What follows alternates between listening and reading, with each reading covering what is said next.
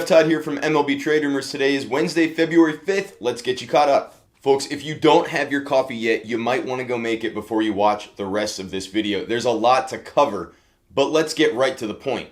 Mookie Betts is now a member of the Los Angeles Dodgers. In the latest blockbuster deal between the Red Sox and the Dodgers, Mookie is heading out west. And going with him is former Cy Young winner David Price. It's an unqualified blockbuster of a deal between Chaim Bloom and Andrew Friedman, two former Rays executives now leading two of baseball's most storied franchises. Now there is just so much to unpack here.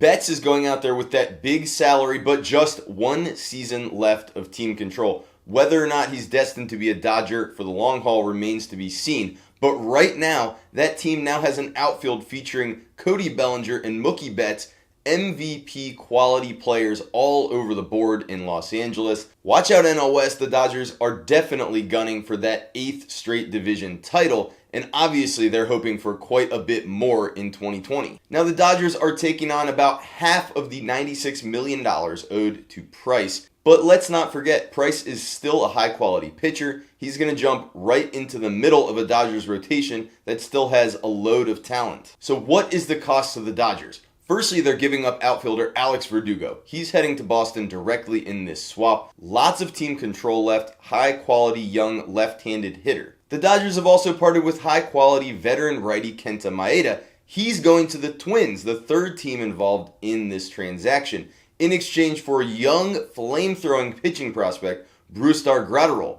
But Graterol will not be staying in Los Angeles. He's going back to the Boston Red Sox in this trade as well. So Graterol and Verdugo representing their side of the arrangement. Having summed up who's going where, I'm going to try my best to give you a quick take on just what this means for each of the three teams involved. At worst, you figure Price for Maeda is roughly an even swap in terms of quality, and adding Betts is obviously a huge win for this franchise, even if it is just for one season. If you're chasing a crown, what better way to do it than to get arguably the game's second best player? And who knows, maybe this will start a relationship that will last for the long haul, though it'll certainly take an enormous contract to do so. Betts is also a shoo-in to receive and decline a qualifying offer at the end of the season, so there would be some draft pick compensation flowing back to the Dodgers. For the Red Sox, it's a fascinating gambit, a very Rays-like move. The directive from ownership certainly seems to have been to get under the luxury tax ceiling.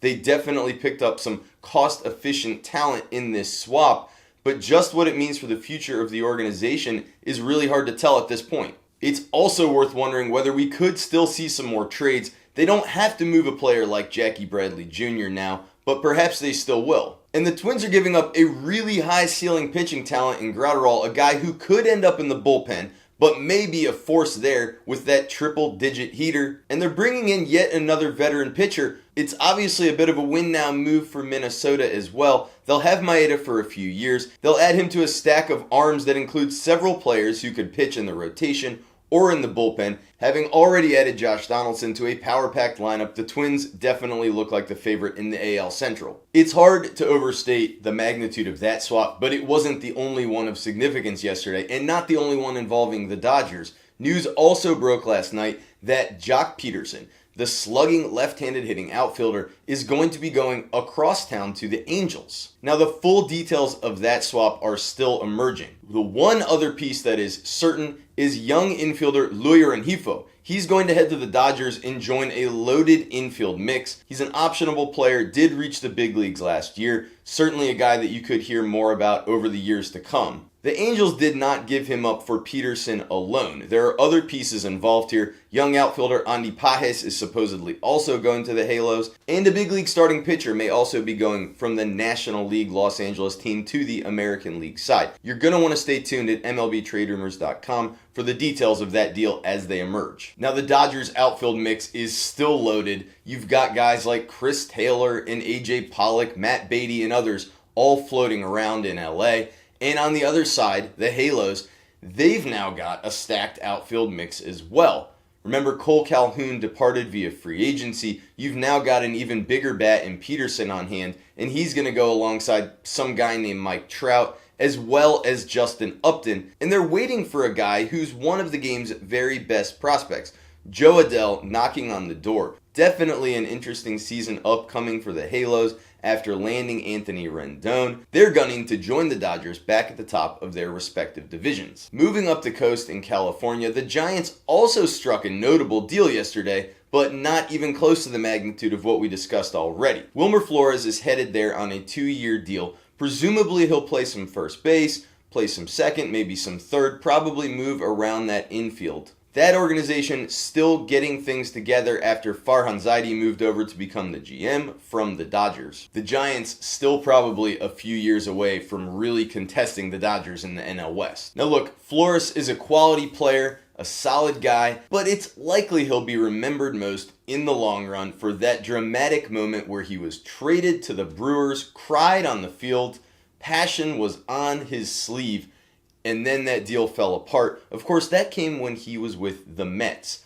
The Mets, tears, just something that happens from time to time. And some Mets fans may shed a few more tears when they find out that the proposed sale of the team to billionaire Steve Cohen appears to have collapsed. It had looked like the Wilpon ownership group, which has been reviled by some segment of the Mets fan base for years, was ready to hand things off to Cohen. But negotiations were scuttled when the Wilpon group tried to change details of the deal. That's according, of course, to Cohen's side of events. Regardless of what happened, the Wilpons appear to be in the driver's seat for the time being. Just how this will all turn out remains to be seen. It's going to be a fascinating couple of weeks before spring training starts. No doubt the Mets will be among the teams fun to watch in camp.